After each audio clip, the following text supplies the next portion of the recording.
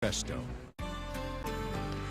New research published in the International Journal of Women's Dermatology reveals hours in front of video calls is leading some people to get cosmetic procedures. Doctors say the images that we see of ourselves are often distorted and not a true reflection of what we really look like.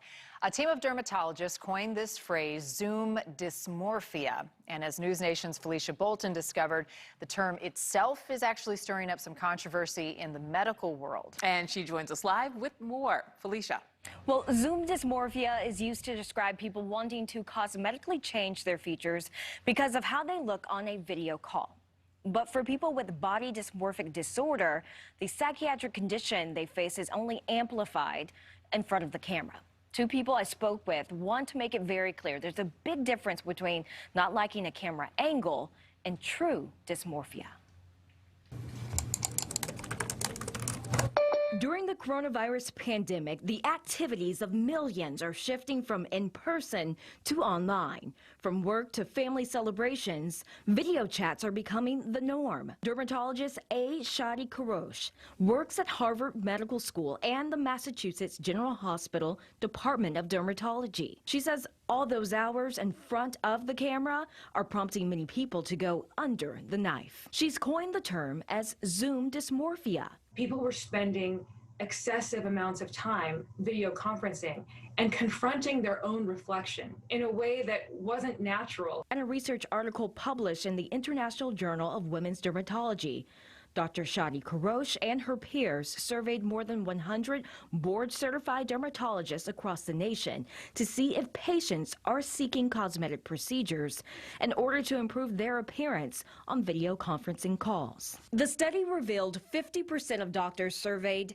indicated a relative rise in cosmetic procedures despite the pandemic. Even more notable is that 86% of respondents report their patients are referencing video conferencing as a reason for their new cosmetic concerns. She says oftentimes the image we see in a lens is distorted and not a true reflection of ourselves. We have the tools to alter and improve a person's appearance, but those need to be used wisely and in the correct circumstances. But the term Zoom dysmorphia itself is stirring some varying opinions in the medical world because of its similarity to a psychiatric condition known as BDD, body dysmorphic disorder. In writing about phenomenon where people may have a different perception of their appearance, we are not seeking to diagnose anyone with body dysmorphic disorder.